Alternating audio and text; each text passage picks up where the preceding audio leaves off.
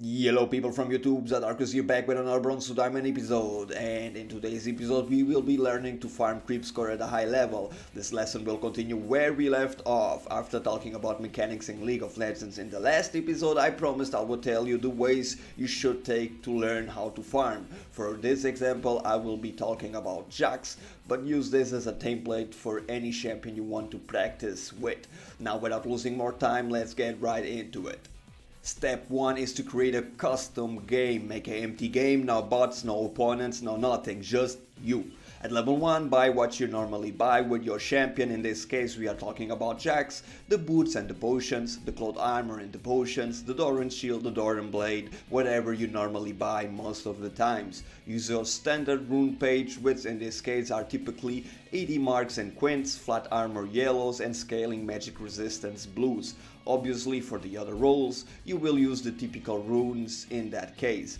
This can be practiced without any runes whatsoever as well, but the level of difficulty will increase. Even so, training without runes being harder will end up making you even better at last hitting, since the fact that being good with last hitting without runes improvement on your stats will lead to a easier last hitting in the game once you got your runes. Minions will spawn at 1 minute 30 seconds, so you should run towards top lane and focus on nothing but last hitting. Do not clear entire minion waves with your abilities. Do not stand there attacking the enemy minions all the time. Let your friendly minions do all the damage and then just snag the last hit for the golden experience. As a matter of fact, do everything in your power to last hit the minion as late as possible. If you need to use an ability to not miss a last hit on a minion that is going to die at the same time as another, do it. Your lane will push towards the enemy side, but that is okay. Just focus on last hitting. Do not take the tower or clear other lanes. Use pure intuition as you do this. Initiate your auto attacks when it feels right, not by excessively analyzing the timing.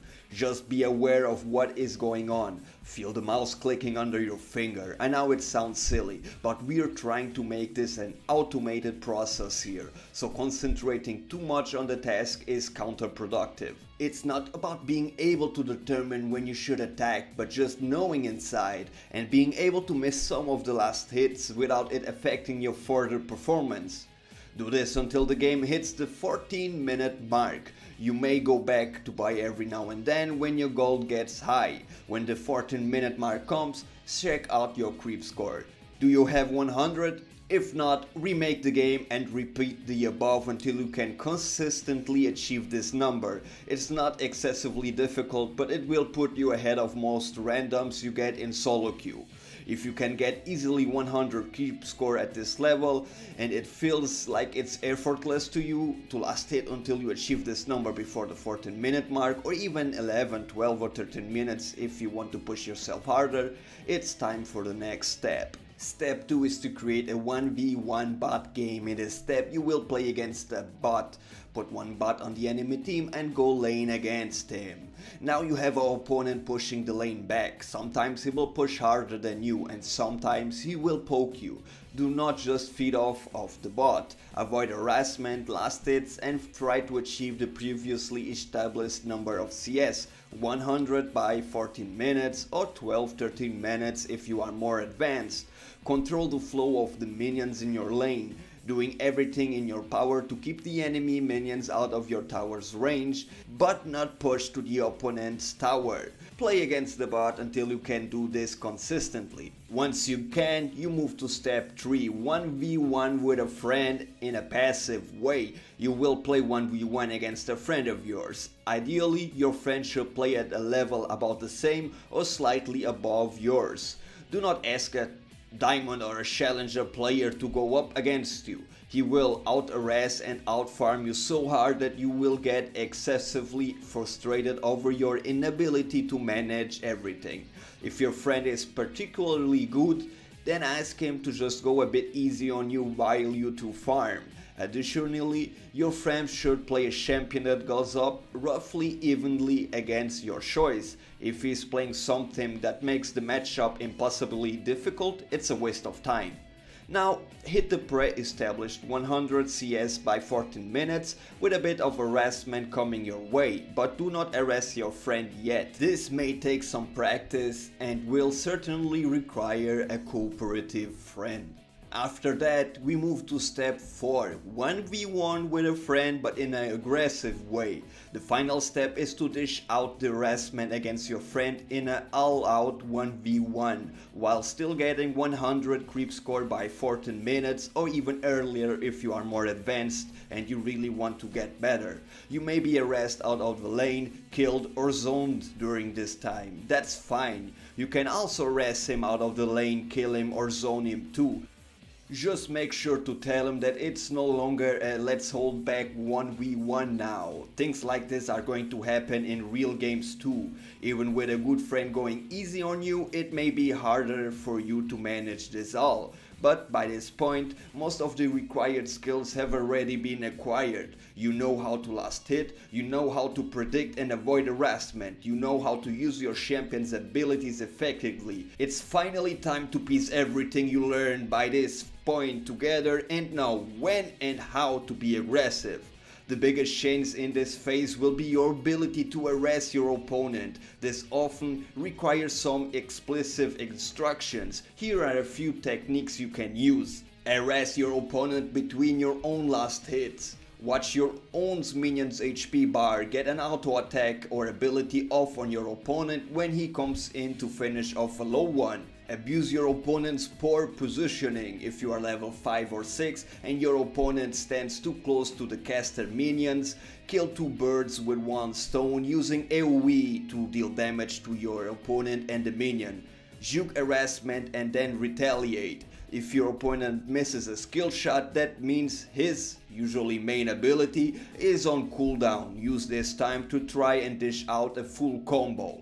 Never sacrifice creep score to just poke. Creep score comes first and harass second.